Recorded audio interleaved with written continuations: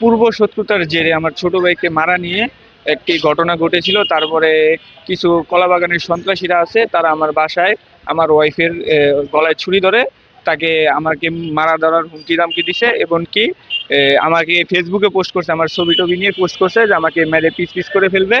এরকম পোস্ট করার পরে আমাকে গতকালকে 5:54 দিকে আমাকে রানাভাই বাবু ভাইয়ের দোকানের সামনে আমাকে অ্যাটাক করেছে। আমাকে চেন দিয়ে অস্ত্র দিয়ে সমানে পিঠে বেড়াইছে। আর আমার এই জায়গায় কি যেন দিয়ে বাড়ি দিছে, দোকানের ভিতরে তখন ছিলাম।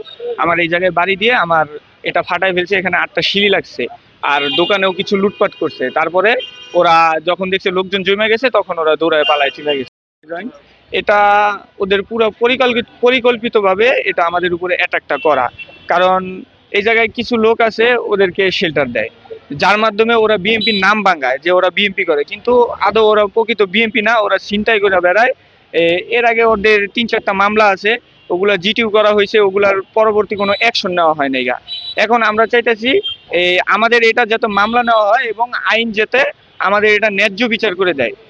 আমার লাইফে রিস্ক আছে, কারণ আমাকে হুমকি দামকি দিয়ে মারছে। আমার যে ছোট ভাই শাওন, ওকে ফেসবুকে নিয়ে পোস্ট করছে যে ওরা কাইটা কাইটা পিস পিস করে ফেলবে। তারপরে এই কাজগুলি করতেছে ফাহিম, নাইম, রাজন, তারপরে হচ্ছে ওই যে রসুল, শাহাদত, মিজান, সাবু, কাউসার, ওরা লিড দেয়। ওদের এলাকার ওরা সিনিয়র পারসন আর কি, ওরা লিড দেয় সাবু ইদেরকে, ফাহিমদেরকে। ফাহিম, নাইম ওরা হচ্ছে 2 ভাই। গাজীপুর সিটি কর্পোরেশন, টঙ্গী পশ্চিম থানা, 55 নং ওয়ার্ড, গেটের সামনে অবস্থিত। সেই জায়গাতে এই ঘটনাটা ঘটছে। নগদ নিয়ে এলো হার না মানা হার অফার।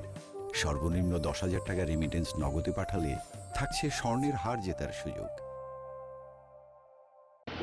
মানে বাসা থেকে আইতে দেখি আমার ছেলের মানে দোকানের ভিতরে ঢুকে গেছে, যেন দৌড়ে মানে মারার জন্য এই কাজজাব করে 3-4 জনে ঢুকছে। ঢুকে মানে বাড়িও দিতে মারতে, আমার চুলের মুড়ি ধরে ফালাই দিয়ে আমার পিঠের মধ্যে বাড়ি দিচ্ছে। কলাবাগানের এই পোলাপান।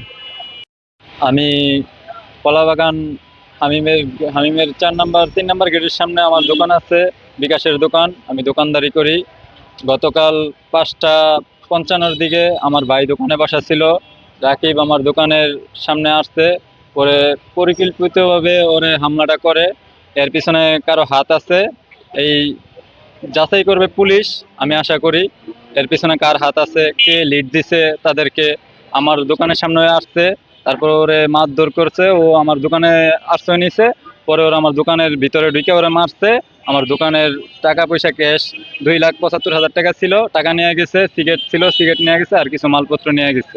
এর আগেও অনেকের মাধ্যমে, লিডের মাধ্যমে আমাদের এলাকা এরকম হামলা দিছে। ওর নামে আরো 4-5টা জিটি আছে, ফাহিম, রাজন, এরা যারা আছে গ্রুপিং ভাবে ওরা এইভাবে করে হামলা করতে আছে, এলাকার মানুষের উচ্ছৃঙ্খল ভাবে দৌড়াদৌড়ি করতে আছে।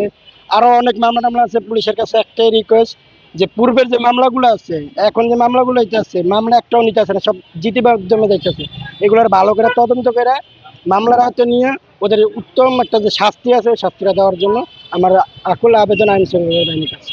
55 ওয়ার্ড, জিন্নাত থেকে কলাবাগান যে মসজিদে, ওই জায়গায় ওরা বসবাস করে, আর আমরা করি জিন্নাতে। ওরা অবস্থান এই যে এই পার, আমরা ওই পারে থাকি।